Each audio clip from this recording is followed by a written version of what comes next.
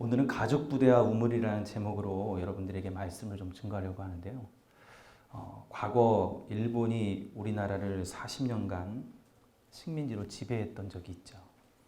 1945년 8월 15일 일본은 연합군에게 항복을 했습니다. 항복이 되자 이제 일본 경찰이 더 이상 힘을 쓸 수가 없었어요. 권세를 잃어버린 거죠. 그래서 한국 사람들이 너무나 기뻐하며 전에 자신들을 괴롭혔던 일본 사람들의 집을 찾아가서 막 때려부시고 그들에게 복수를 해주었다 그래요. 그래서 막 일본 순사들이 도망가고 했습니다. 자, 그 모든 것을 다 알고 있던 서울에서 공부하던 어떤 청년이 자기 시골집, 고향집에 가게 됐어요. 근데 그곳에 가니까 아직도 순사들이 칼을 차고 다니고 아직도 자기 마을의 어른들, 그 마을 사람들을 괴롭히고 있는 거예요. 아주 그냥 모든 것을 다 철면피처럼 다 모른 척하면서 그들을 괴롭히고 있었습니다. 자, 그때 도망간 군인을 하면서도 무식한 시골 사람들이라고 생각을 해서 막 행세를 했는데 어느 날 한 마을 주민을 괴롭히고 있는 것을 이 청년이 보고 하도 기가 막혀서 다가가서 그 순사의 멱살을 잡고 주먹으로 때렸어요. 순사가 꼼짝을 못하죠. 왜? 이 사람은 알고 있으니 자기를 때리는 거거든요.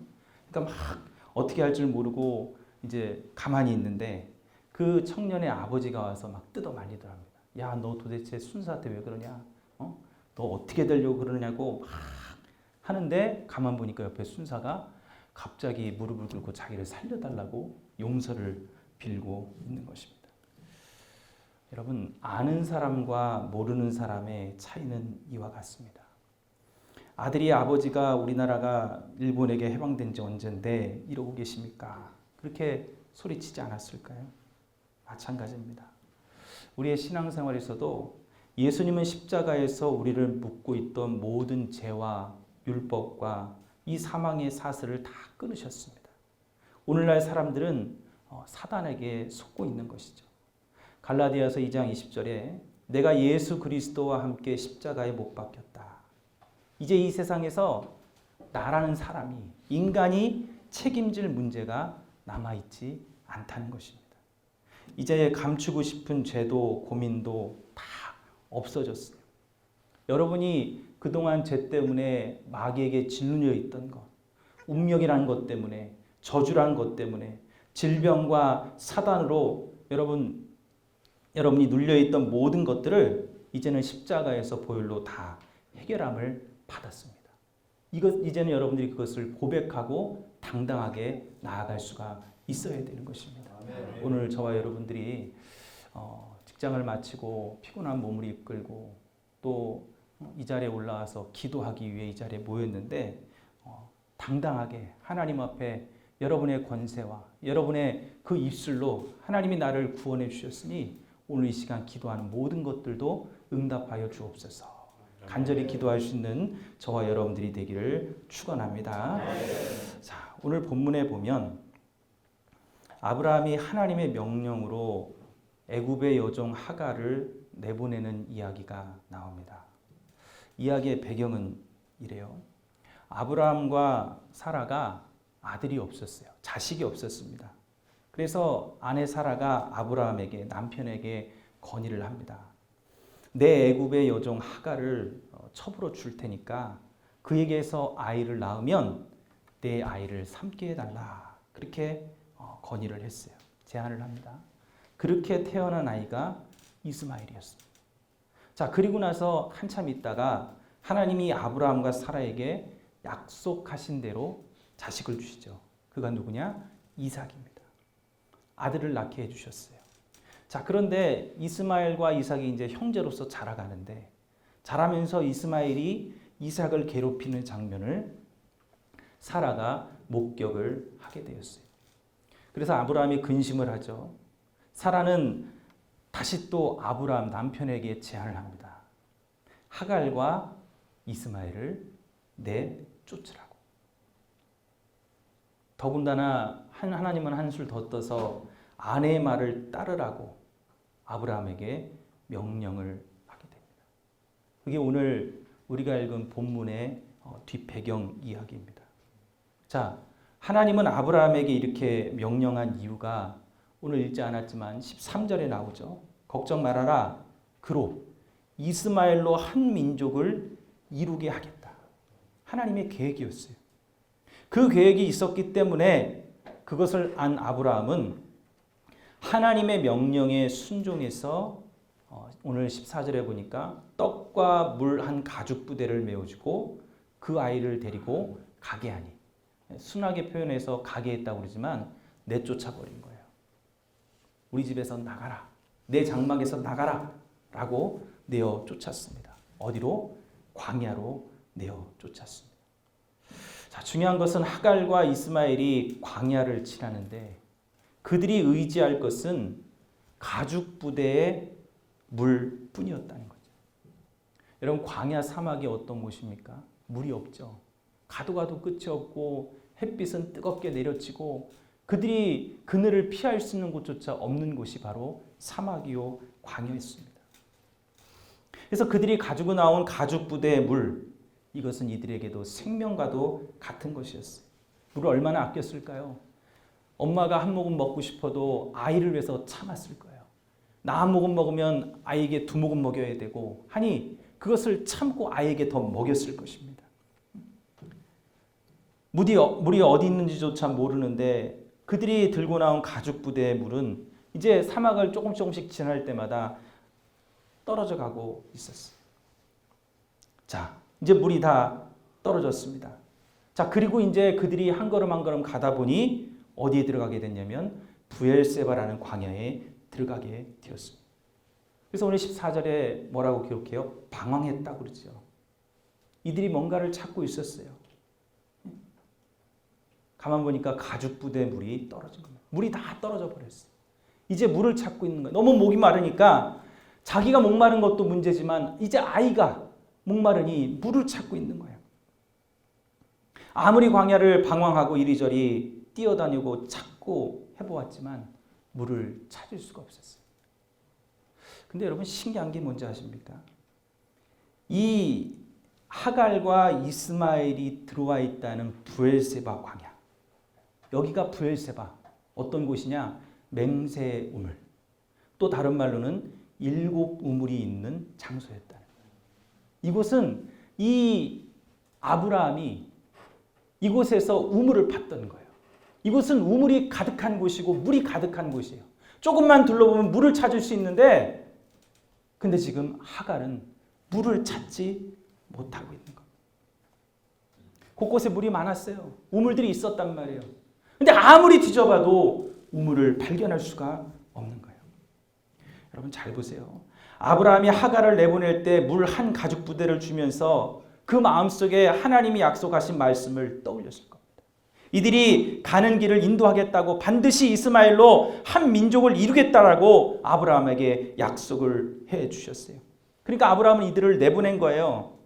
또 하나님도 아브라함의 집에서 물 한 가죽 부대를 들고 나온 이 하갈과 이스마엘이 물이 떨어져 갈 때쯤 그들이 도착할 곳이 브엘세바라는 것도 알고 계셨다는 거죠. 물이 떨어져도 얼마든지 얻을 수 있는 곳, 브엘세바에 있으면 얼마든지 물을 얻을 수 있다는 것을 하나님은 알고 계셨고 계획하고 계셨고 계산하고 계셨어요.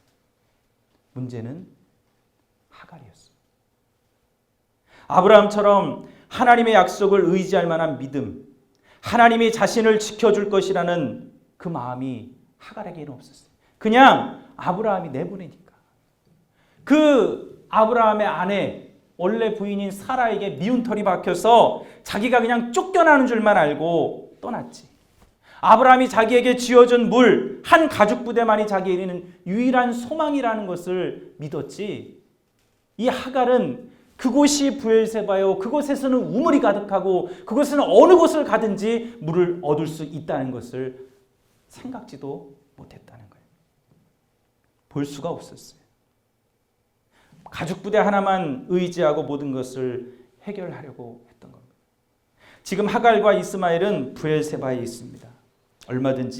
언제든지 엄청난 물을 얻을 수 있었습니다. 근데 하갈이 하나님이 그를 위해 준비한 우물을 볼 수 없었습니다. 왜 볼 수 없었을까요? 이제까지 가죽 부대만을 의지해 왔으니 그물 밖에는 다른 해결 방법을 찾을 수가 없다고 생각한 거예요. 방황을 했지만 이리저리 다녀보았지만 우물을 발견할 수 없었습니다. 하갈의 눈이 가죽 부대에 집착하고 있었기 때문입니다. 사람은 두 가지를 동시에 볼 수 없어요. 하나를 보면 하나를 놓칠 수밖에 없습니다.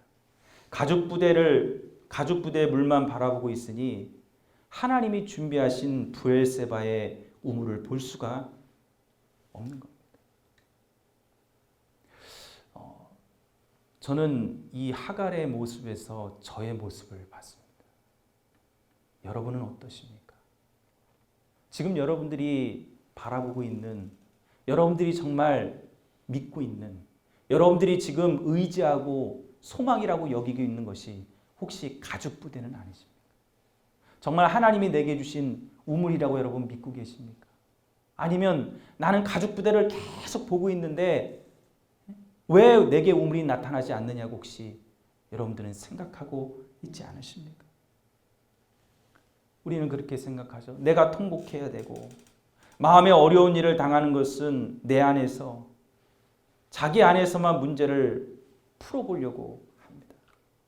지금까지 경험해왔던 그 경험 안에서, 내가 받았던 가죽 부대의 물 안에서만 우리는 모든 것을 풀려고 했습니다. 울어야 했고 물이 없는 것 때문에 답답해야만 했습니다. 근데 하갈은 지금 이미 물 안에 들어와 있거든요. 이미 우물이 많은 곳에 들어와 있거든요. 하나님이 준비하시고 아브라함이 그 마음 안에서 하갈을 위해 준비한 물 안으로 들어와 있는데 그것을 보지 못한 것이죠. 저는 지금 경기도 안산에서 목회를 하고 있습니다. 제가 있는 교회는 할머니들 몇 분 계시는 아주 조그만 미자립 교회예요.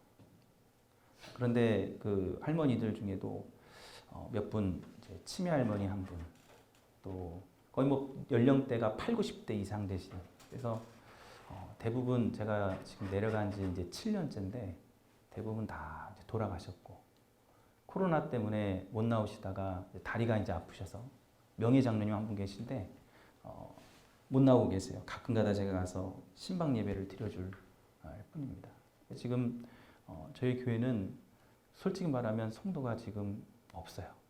어른 성도는 없습니다. 중고등부, 저희 큰 아들 중고등부 친구들 코로나 때문에 다 떠났다가 다시 이제 돌아와서 같이 예배드리고 저희 가족과 함께 지금 예배를 드리고 있습니다. 제가 한 3년, 4년 정도 지났을 때 아까 말씀드렸죠. 하갈과 같은 모습을 저에게서 봤다고. 불평이 많았어요. 저는 응답을 받고 분명히 내려갔다고 생각을 했는데 내려가 봤는데 남는 것이 없는 거예요. 성도가 없는 거예요. 그러니 제가 주변에 보면서 제 눈에는 없는 성도만 보이지 하나님이 나를 예비해 놓으신 은혜라고는 찾아볼 수가 없는 거예요. 목회를 하면서 불평이 생기기 시작합니다. 하나님 왜 저를 이곳에 보내셨습니까?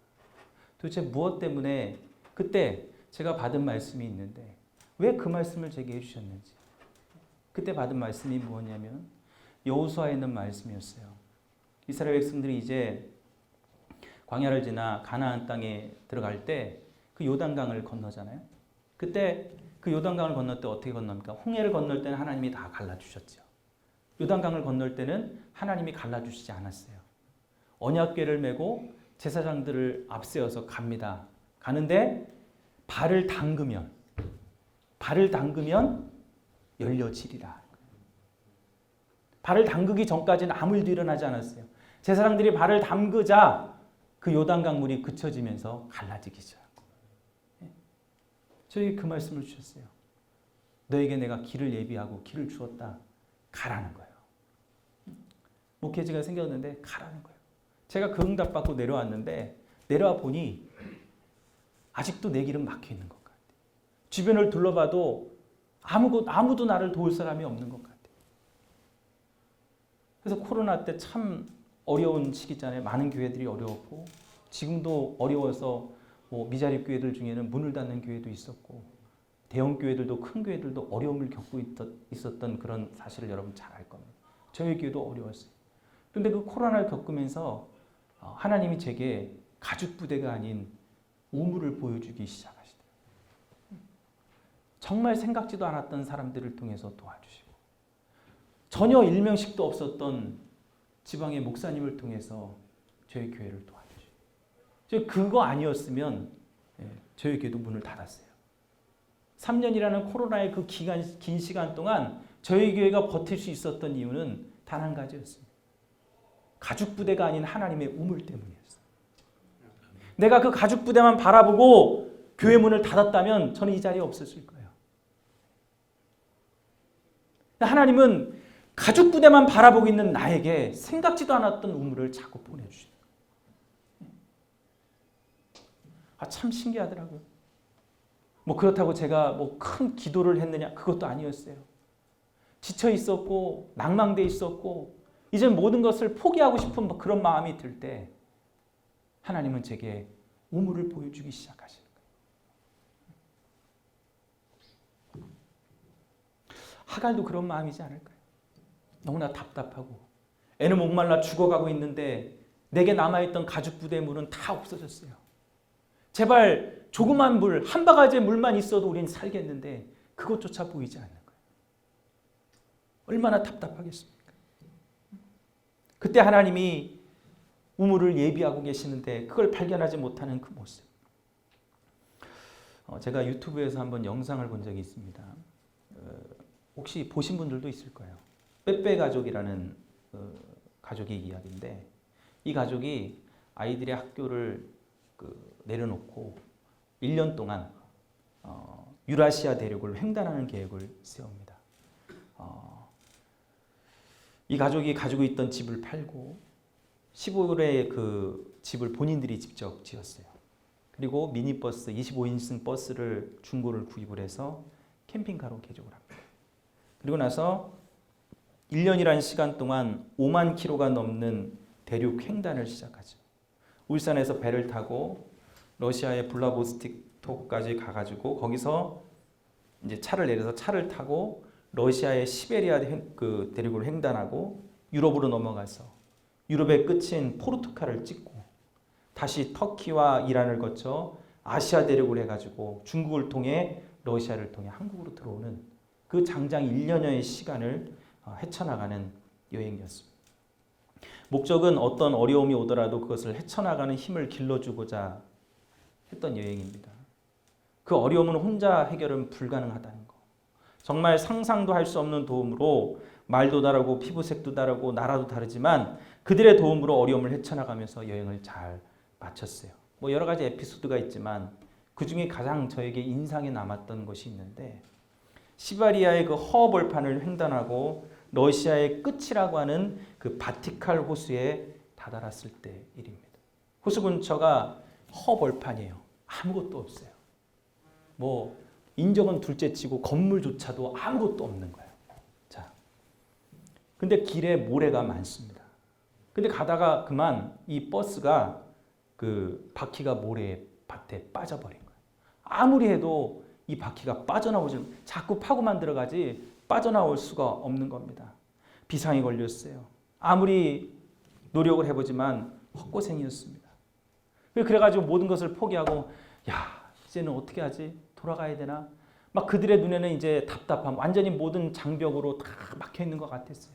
이제 더 이상 갈 수 없다고 생각을 했습니다.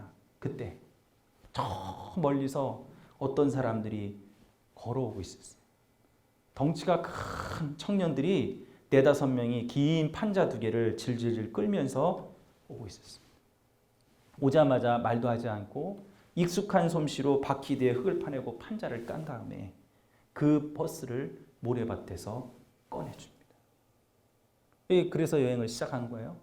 근데 이들은 도움을 청하지 않았어요.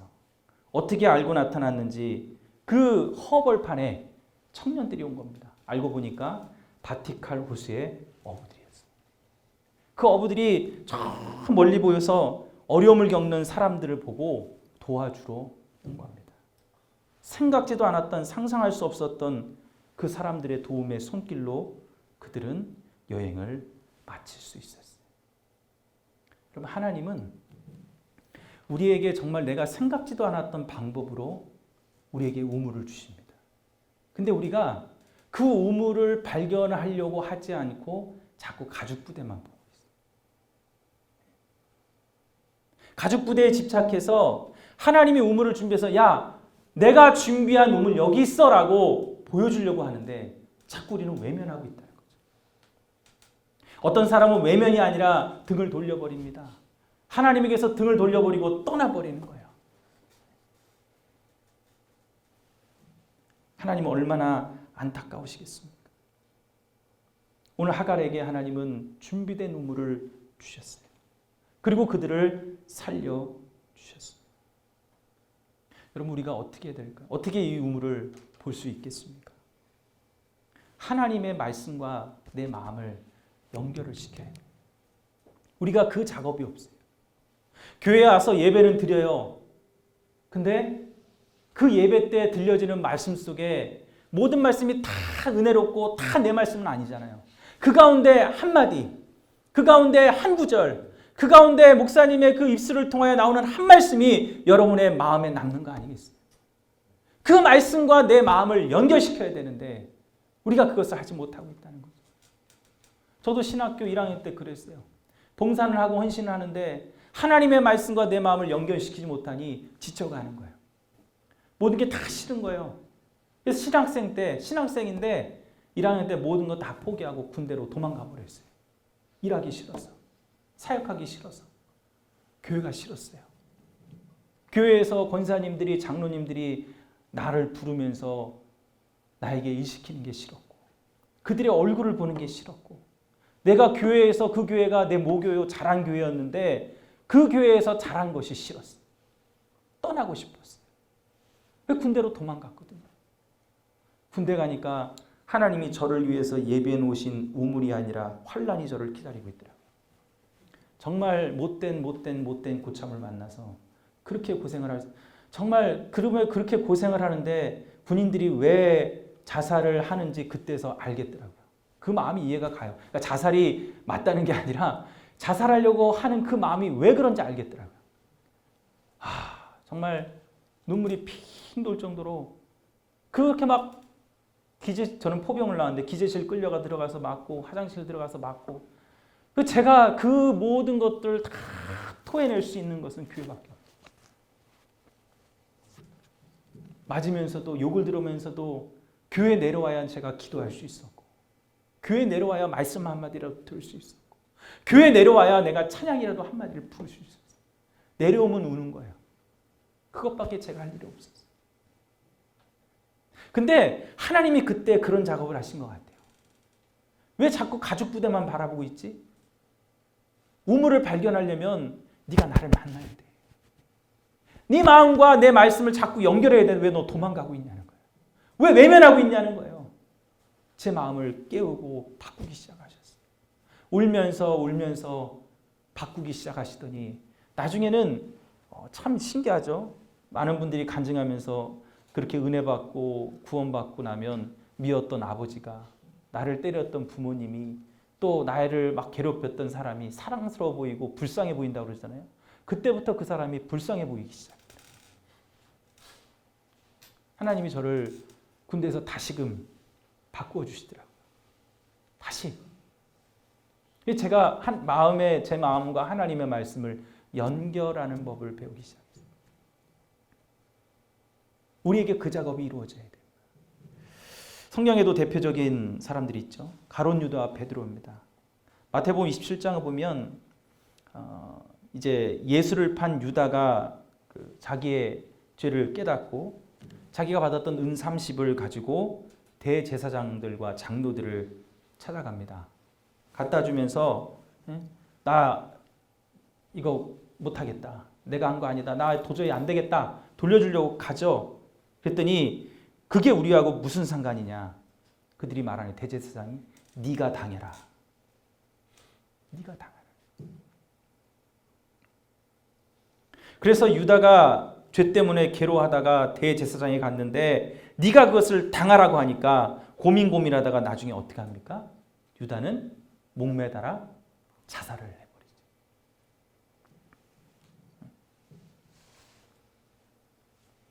네가 해결해라.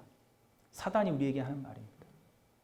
결국에 우리 가죽 부대만 보고 쫓아가다가 막판에 막다른 골목에 일렀을 때 사단이 우리에게 하는 말은 네가 해결해라. 네가 당해라. 네가 알아서 해라. 나를 그렇게 유혹해서 고통 속에서 야 하나님 해결해 줄 것 같아? 안 되잖아. 안 되잖아. 돌이켜. 하나님에게서 돌아서. 너 이제 답 없어. 하나님이 너 그거 해결해 줄 수 있을 것 같아? 절대 아니야. 우리를 자꾸 하나님에게서 멀어지게 하는 게 사단의 일이죠. 그리고 막다른 골목에 오면 네가 당하라는 거야. 네가 해결하라는 거야. 또 한 사람이 있습니다. 베드로라는 사람이죠. 베드로도 예수님을 부인했어요.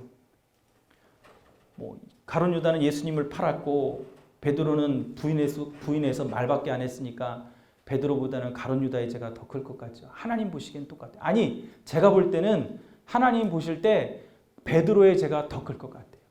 하나님을 부인하는 불신앙의 죄를 저질러 버렸잖아요. 그런데 그 베드로가 자신의 죄를 깨달았을 때 그때 머릿속에 떠올랐던 게 뭔지 아세요? 예수님의 말씀이었어요. 네가 닭 울기 전에 3번 나를 부인하리라. 그 말씀이 생각나고 어떻게 했습니까? 유다처럼 목매달았어요? 아니에요. 밖에 나가 통곡하며 회개했다. 한 예수님의 말씀이 떠오르는 그 순간 그 말씀과 자기를 연결시킨 거예요.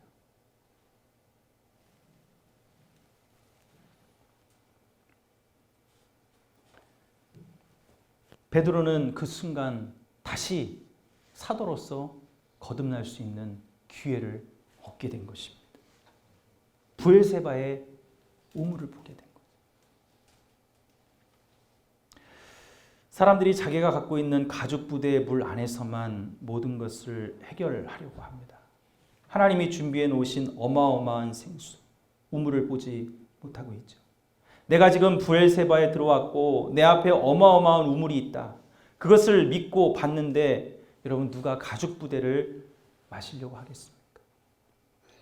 여러분 이미 저와 여러분들은 예수의 보혈의 공로 안에 들어와 있습니다. 아멘. 죄의 문제도 해결되어졌고 여러분 저주의 문제도 해결되어졌고 질병의 문제도 해결되어졌습니다.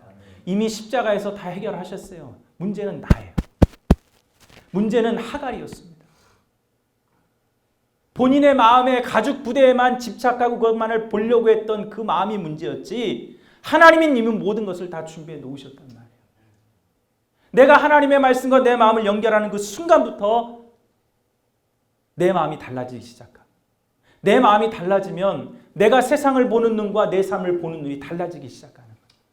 그러면 내 삶이 바뀌는 거예요.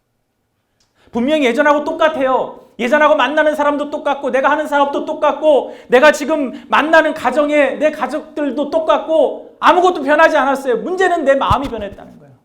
내 마음이 변하니까 보는 시각도 변하고 내가 보는 눈이 변하니까 달라져 보이기 시작합니다. 그러면서 내 삶은 바뀌기 시작하는 겁니다. 분명히 하나님은 너를 위해서도 생수의 우물을 준비하고 있다. 준비되어 있다 말씀하십니다.